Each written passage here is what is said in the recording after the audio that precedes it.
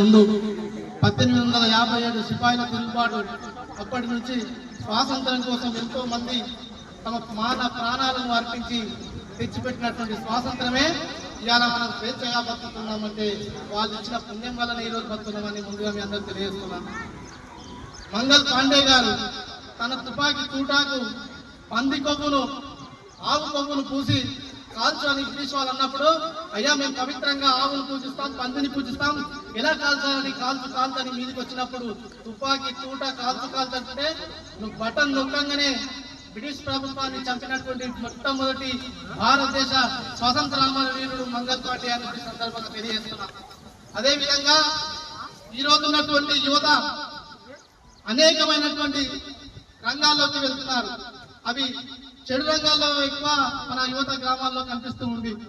నేనేమంటున్నా అంటే, ఒక 8 ఏళ్ల చిన్న పిల్లవాడు తన నాన్న వేలు పట్టుకొని బావి దగ్గరికి వెళ్తుంటే వరం మీద ఆ పిల్లవాడు వాళ్ళ నాన్న అడుగుడు, నాన్న మన పొలంలో ఇంత పెద్ద చెట్టు ఎలా అయింది నాన్న అని అడుగుతాడు.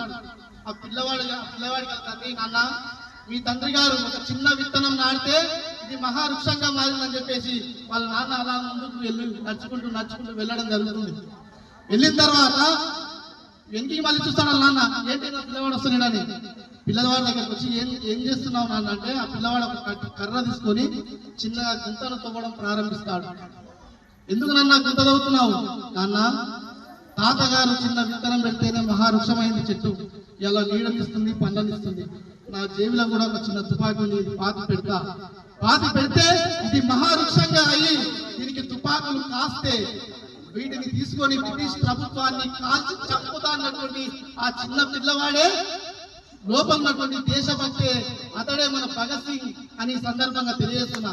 ఒక 8 ఏళ్ల యువకుడే అంత పోరాట పట్టును ఆ రోజు ఉన్నటువంటి తల్లిదండ్రులు, ఆయన తల్లి విద్యావతి కావచ్చు, వివేకానంద స్వామి తల్లి భువనేశ్వరి కావచ్చు, ఛత్రపతి శివాజీ తల్లి జిజామాత కావచ్చు, వాళ్ళు ఈ దేశంలో పిల్లలందరికీ ధైర్యాన్ని ధర్మాన్ని రెండు నూరిపోస్తే ఆ పిల్లలు స్వాతంత్ర సమరం లేదు. ఇవాళ మనం ఏం చేస్తున్నాం, మన పిల్లల్ని పిరికి మందులు నూరిపోస్తున్నాం.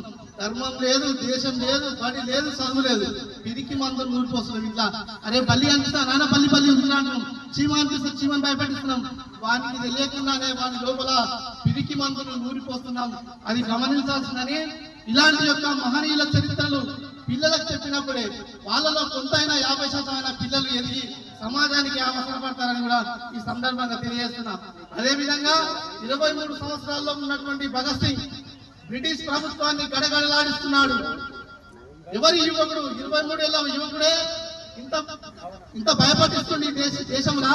ఎవరు ఆయన పట్టుకోండి అని చెప్పేసి బ్రిటిష్ ప్రభుత్వం ఆడిస్తే ఆయన పట్టుకొని వచ్చి ఆయనను ఉరికంబం తీస్తామని చెప్పేసి ఆయనతో పాటు ఇద్దరు వాళ్ళని ముగ్గురిని కలిసి ఉరికంబం ముందు నిలబెడతారు.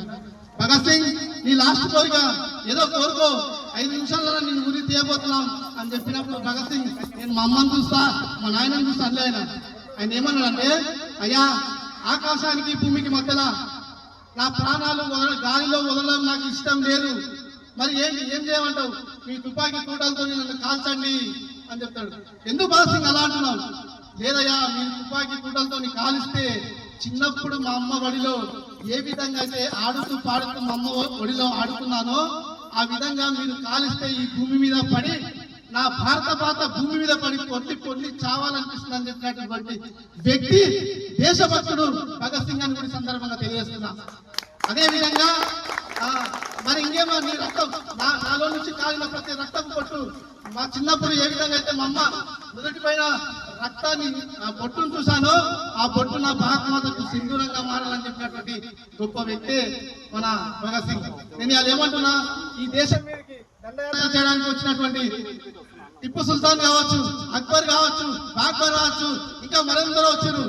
200 సంవత్సరాలు బ్రిటిష్ వాళ్ళు అయితే మొఘలాయిల పనులు 500 సంవత్సరాలు, మొత్తం 1200 సంవత్సరాల పైతికి ఈ దేశాన్ని పరిపాలించి ఉన్నటువంటి సంపాదన అంతా దోసుకొని పోయారు. వాళ్ళ చరిత్రలు మన పాఠ పుస్తకాలు ఉన్నాయి. ఈ దేశం నుంచి వాళ్ళని తరిమిలో కొట్టిన చరిత్ర మనకు అవసరం. వాళ్ళ నుంచి మనం ఆడవ మాన ప్రాణాలను దోసుకొని ఈ దేశాన్ని విచ్చలవిడిగా బతుకమ్మ ఆడిపించిన నిజాం సర్కార్ కూడా ఉంది మన తాన. అలాంటి చరిత్రను మన పుస్తకాలలో కాదు మనకు కావాల్సింది. ఇలా చంద్రశేఖర్ ఆజాద్ లాంటి చరిత్ర, భగత్ సింగ్ సింగ్ లాంటి స్వాతంత్ర వీర సావర్కర్ ఇలాంటి మహనీయుల చరిత్రలో ఎంతో పుస్తకాలలో చెప్పి మీ నుంచే ఇలాంటి యువకులకు నేర్పిస్తే రేపు భావి వాళ్ళే ముందుంటారని తెలియజేసుకుంటున్నా. అదేవిధంగా ఈ గ్రామం కోసం మన గ్రామం కోసం మన పని కోసం అన్ని విధాలుగా సహాయ సహకారాలు అందించాలని కూడా ముఖ్యంగా తెలియజేస్తున్నా. ఒకటే ఒక విన్నపం సార్, మాది ఏంటంటే ఈ స్కూల్ కు 20 గుంటల పొలాన్ని రాసిచ్చారు, కానీ 10 గుంటలలోనే స్కూల్ కట్టారు. ఇంకా 21 గుంట ఉంది, ఇంకా 11 గుంటలు ఎక్కడ పోయిందో ఏంటో తెలియదు. దాన్ని కొలిపించి వేదిక పైనటువంటి పెద్దలకు మరొకసారి ఇప్పుడు నూతనంగా అయినటువంటి సర్పంచ్ కావచ్చు, అదేవిధంగా గ్రామంలో ఉన్నటువంటి యువకులు వాటర్ మెంబర్లకు కూడా మీతో పాటు మేము కూడా వస్తాం. ఆ పొలం ఎంతుంది, ఎన్ని గుంటలు ఉంది, ఈ పాఠశాలకు బాగా వేయాల్సిందిగా కూడా ఈ సందర్భంగా మీకు తెలియజేస్తున్నా.